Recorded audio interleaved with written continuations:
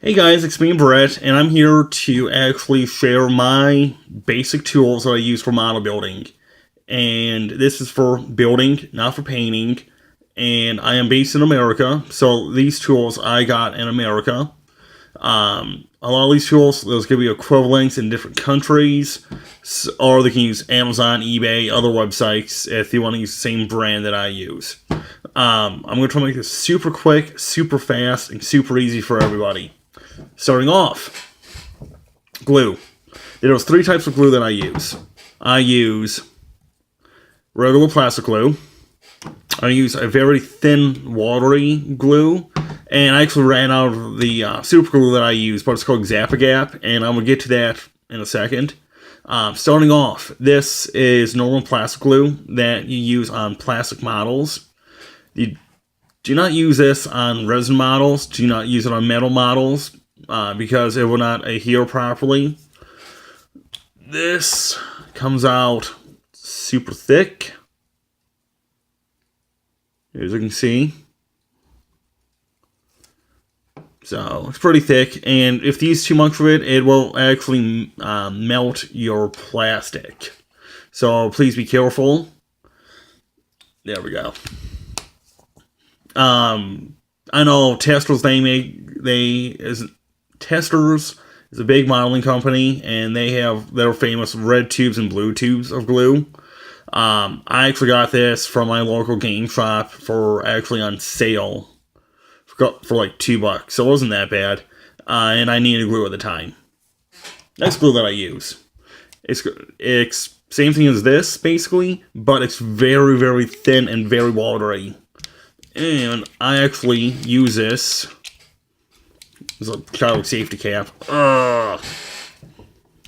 There we go. You can see it's just like water. And I use this actually on areas where there's very, very small details like rivets.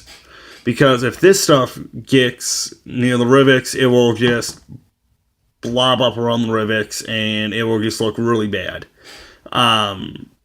You have to be careful with this stuff though, because if you use too much, it will drip, it will run just like water, and it could cause some problems.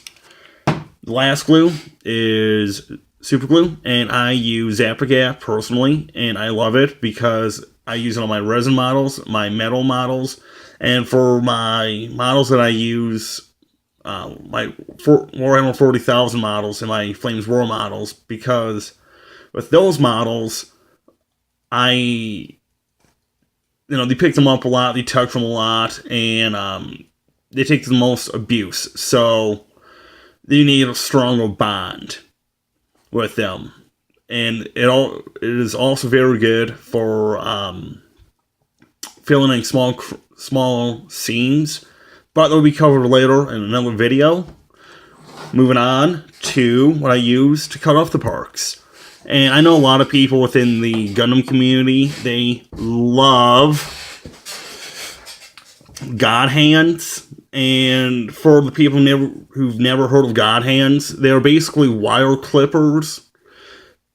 But the way that they're designed, it hardly leaves a nub on the plastic. And they're expensive-ish, but, I started off using a hobby knife, and I think I will always use a hobby knife, because you have a great control using this.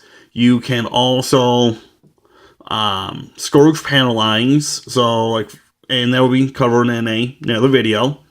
And the blades are very cheap. I actually went off to my local hardware store, picked up 15 blades for $3, so that's pretty good. You should be very, very careful when you use these things, because branding on the package, they will cut very, very, very easily. Or usually an X-Acto knife doesn't cost that much. So that's that. Next thing is going to be clips. And you use these to keep parts together. Actually, what the heck is it? Ah, I thought it was a dead bug for a sec. Ew, that is disgusting. Ew, ew, ew. Well, screw it. Anyway, so use clips like these to hold parts together while the glue's drying. And these are alligator clips. You can buy these on eBay for super cheap. For like, honestly, I got a pack of 30 for like $2 from China with free shipping.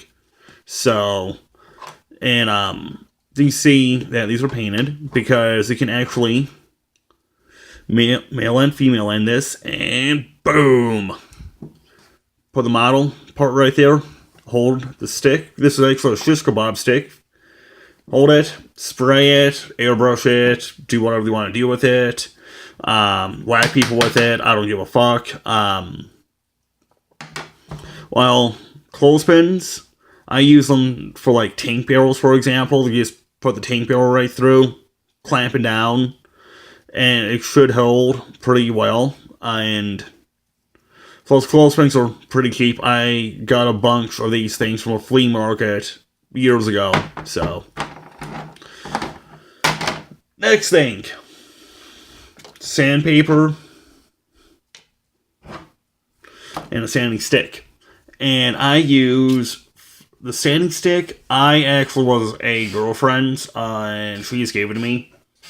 And there was different grades of sandpaper. Very briefly, lower the number, coarser it is. Higher the number, smoother it is. And you want to use the smooth stuff to basically polish off parts.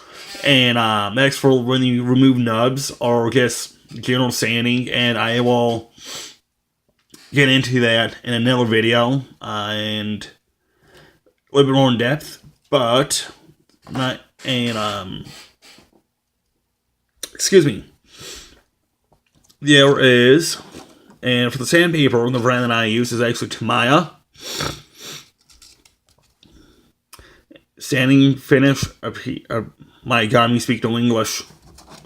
Comes in lower cheeks, and I actually got, I think, 5 of these of different grades for like a couple bucks at the local hobby shop.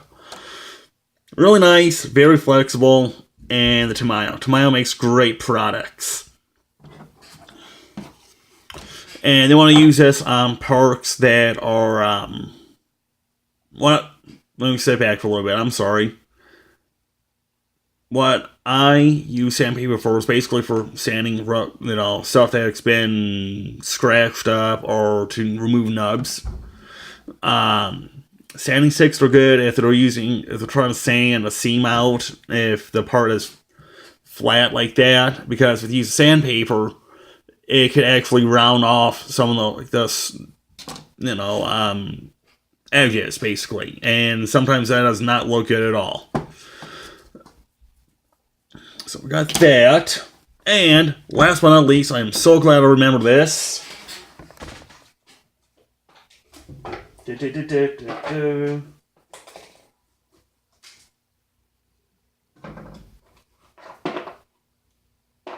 Oh my goodness, I am so bad.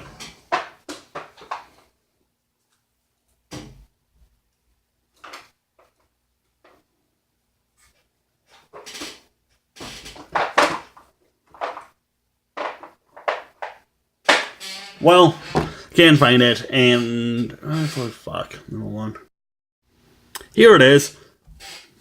This is actually used to fill in cracks and seams, and it's called liquid green stuff, and this actually dried out when I bought it, and I need to return it.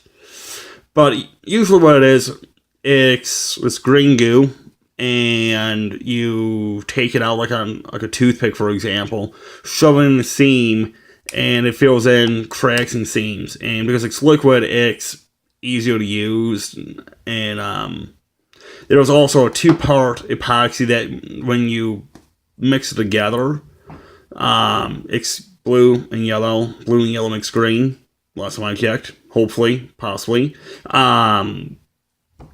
It's it hardens, and you have some time to go and form it into different shapes you want.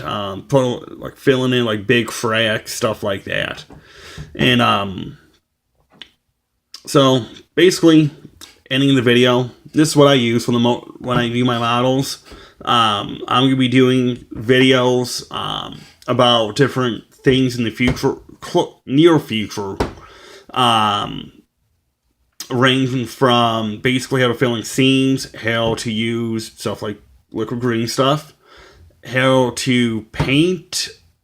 I'm not the best at painting, but I can give you at least the basics, and you guys can go mess with it. And some build videos too, and that's going to be ranging from I'm actually planning to do a GM Sniper 2 or a MG Kemper right now. I'm planning to actually start working on that right after I'm done editing this video. Some SS for the Flames War Boys, and when 8th edition Sword set comes out for the GW people, I'm going to be unboxing that and building that stuff quickly. So, anyway, I'm done ranting, rambling, and please like, subscribe, comment. I'm always open for new suggestions how to make these videos better. Till then, till later, have a good day.